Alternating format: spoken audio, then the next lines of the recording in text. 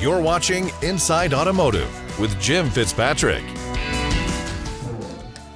Hey everyone, Jim Fitzpatrick with CBT News. Thanks so much for joining us this morning. Feldman Automotive Group, a company that you've heard a lot about here in recent years, recently closed on the acquisition of their newest location in Livonia, Michigan. Joining us now with more on this acquisition and business operations today is Jay Feldman, who's the chairman and CEO of Feldman Automotive Group. Jay, thank you so much for taking the time out of your very busy schedule out there buying dealerships left and right. So thanks so much for joining us. Thank you, Jim. Sure. Glad to be on the show. So talk to us. You picked up a Stellantis store, right? Yeah, it's our third Stellantis store, Livonia, Michigan. We have a Chevrolet store down the street, a high-performing Chevrolet store, and of course, this particular store we bought is across the street from the largest Ford store in the country. Oh, wow. So it seemed like a great location to take advantage of an opportunity. Yeah. Now, there's some dealers out there that just said, did he say that he just picked up a Stellantis store? Because, you know, what we're reading and seeing in the news about Stellantis is not all great right now. So talk to us about that. What is your strategy there? Well, there's no question about it. I believe, North America for Stellantis has some challenges right now for sure. Yeah. Our strategy with this store is a little bit different because it was a small footprint store. It's in a great location, high population density. We felt it was underperforming, particularly on the new car side, for sure on the used car side. Mm-hmm. And so, it just made sense because of our location down the street and the traffic count in front of the store. And listen, we're hoping that Stellantis figures things out. I think they will. Yeah. You can only go so long without selling a lot of cars. So they need to figure it out. We have a lot of inventory. A lot of dealers around the country have a lot of inventory. So we're bought in. Yeah. But definitely need to work our way out of the 2024 inventory and get some momentum going for sure. We've had a lot of luck with the brand over the years, and so I think that they'll figure it out. What do you think they need to do in order to figure things out and get the ship headed in the right direction? Well, I think there's a couple of things. I think there's some model categories that we need to get back into.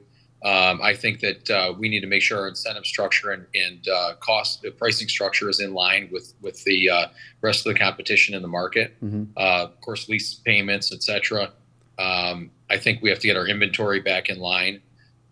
So there's some work to do for sure. Mm-hmm. And of course, we're getting late in the season, the selling season for this model year. Mm-hmm. And Detroit, where we're at, speaking selfishly, Southeast Michigan is a huge leasing market. Yeah. So at this point, we need to be more competitive than our competing manufacturers. Right, for sure. Some of the dealers, the Stellantis dealers, some of the people in the industry that I talk to here at CBT News have, some of them, and they're high-volume Chrysler store, I should say, Stellantis stores, feel as though they've lost confidence in the leadership at Stellantis. Are you there yet, or are you still feeling as though this group I'd like to talk positive. I'm hoping that they get the right game plan together. They've come out and said, publicly that they're working on a strategy for North America. I'm looking forward to seeing it. Yeah. I think that I'll be excited when they do because we have a big investment in the brand. We like the brand. Yeah. I'm told that they have a lot of product in the pipeline. Mm-hmm. Hopefully it's very, they're committed to ICE engines or hybrid because that's where that's where the sales trajectory is going. Yeah, for sure. But, I want to stay positive. We've had, a lot of dealer meetings, et cetera, where we've expressed our thoughts in a forum where that was probably appropriate. Mm-hmm. But I think that, here I'm just going to say that I hope that they come up with an amazing plan for North America. Yeah. Fantastic. Quickly. Yeah, quickly, like by Thursday. That being said, let's kind of switch gears a little bit here. You've got 20-some stores, 21 stores, I believe, in the chain now. What's the strategy? What's your? Will we be seeing more acquisitions this year from your group? Well, it's funny. People ask me all the time, how many stores you want to get to, this, that, and the other. And really for me, it's looking at one deal at a time. Yeah. We look at a lot of deals. Some make sense for maybe somebody in their particular market, a bolt-on opportunity to their group. Mm-hmm. And so we, if it doesn't make sense for us, we know pretty quickly. Yeah. We've had some that we've been close on that we thought made sense for us, but then through a little bit of due diligence, we decided it wasn't the right fit for us. Okay. But we're open to different, geographies, pretty much anything but California. But we definitely have no issue going, pretty far away. We're in Indiana now, Ohio, and Michigan. Right. And we've looked at, Virginia, Tennessee, Florida, Carolinas. Okay. So really, you don't want to necessarily cluster them all in one state or one. No, if you have a good operator, yeah, and they have a great incentive plan, you don't have to be there every 5 minutes babysitting them. Sure. Do you typically bring in one of your own trained GMs when you acquire a store and put that person in there? There's no one size fits all. Mm-hmm. We've had some stores that were really broken and didn't have any management in place, so we had to recruit somebody from the outside. We've had some acquisitions where we bought a store and they had a really good management team in place. And, all we did was maybe, equate it to a bowl of chili. Maybe we threw a little bit more salt in the chili or pepper and on our way. Sure. But, it's a little bit of, there's no one recipe. Right. Switching gears again, talk to us a little bit about EVs. Dealers obviously have said, hey, we've had it on the EV front. We got to get back to combustion engines and hybrids, plug-in hybrids. That's what's selling. The consumers just aren't coming in looking for EVs. Do you agree with that? Well, yeah, yes and no. We've had a tremendous amount of luck with Chevrolet with EVs. One of our stores is the biggest EV dealer in the country for General Motors. Wow. Yeah, we sell a lot of EVs. But overall, sure, there's still the same, sentiment with EVs, infrastructure, range, where do I charge it? I mean, I think it's easier to adapt to a hybrid vehicle. Mm-hmm. Certainly everybody loves ICE engines as well. Mm-hmm. But the EV trajectory is going to happen. Yeah. The question is, I think it's going to take a little longer than people thought. Right. Why do you think that one store that you've got is the largest EV store? Is it because of where it's located, or? Well, we had, it's it's in Michigan. It's a leasing market. We were aggressive in taking a lot of inventory. The payment structure made a lot of sense based on a lease, and we've just had a lot of luck with it. The payment was right. It's the right vehicle, the right contented vehicle. It's a great looking vehicle. It's a Chevy Blazer, EV Blazer. Yeah. And we've done very well with it. Yeah, that's fantastic. Hey, you've made a lot of headlines out there over the course of the last few years with Mark Wahlberg as your partner. That's a pretty cool thing. Talk to us about that. What impact has that had in your business and perhaps your expansion? It's interesting. Obviously in the beginning we had a big bang with the whole from a marketing perspective. But it's I actually just saw Mark a couple weeks ago in California at a movie premiere. But he's definitely helpful.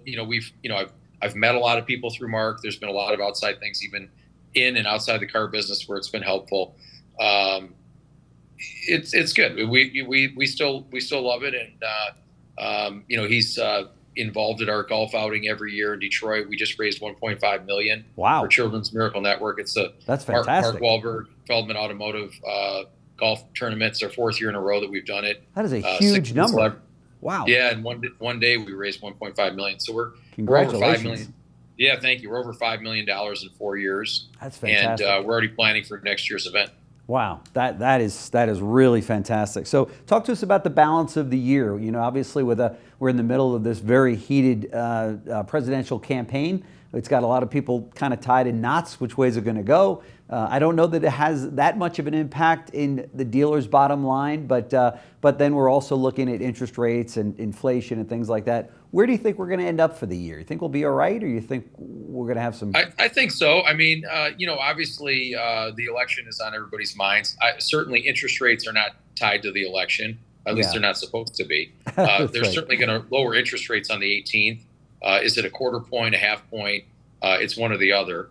I think that when you look at the economy in general, our traffic is decent. We're still selling a lot of cars. Mm-hmm. We have little pockets with certain franchises here and there where they, probably lost their way a little bit, but that's part of the business. Sure. And but overall, I feel very confident in the business. We have some construction projects going on where we're not afraid to build new showrooms and things like that. Wow. So I think I think that, and especially knowing that over the next 2 years, interest rates are going to come down, that certainly will help things. I'm actually surprised at the number of vehicles we sell with the current interest rate level. Yeah. Especially with the average price of a new car being almost $50,000 and new car payments being almost $750 a month. I agree with you. You hear about these families that are, suffering and going to the grocery store and they're seeing these increases, but yet new car sales continue to move along. Now, granted, we're not hitting any records or what have you, but I agree with you. It is interesting to see. Yeah, relatively steady. Yeah, exactly. And so as it relates to the end of the year, you're still feeling pretty good about things. Yeah, I think that there's nothing I see that's if anything, if the interest rates go down by the end of the year a full point, which I think is entirely possible. Yeah, that'd be nice. That could help through incentives, through leasing, et cetera. I mean, there's no question about it. Interest rates have an effect on payments. So if they're lower, lower floor plan costs, it'll lower end mortgages on buildings, et cetera. Sure. So it'll be a good thing, I think. Yeah, no question about it. Jay Feldman, chairman of Feldman Automotive Group, thank you so much for stopping by CBT News. Very much appreciate it, getting caught up with you and finding out what's going on. And congratulations on the new acquisition of the Stellantis store. Thank you. That is fantastic. Love to do a follow-up with you to see how things are moving along there. Thank you. Anytime, Jim. I appreciate it. Thank you. Take care. See ya. Thanks for watching Inside Automotive with Jim Fitzpatrick.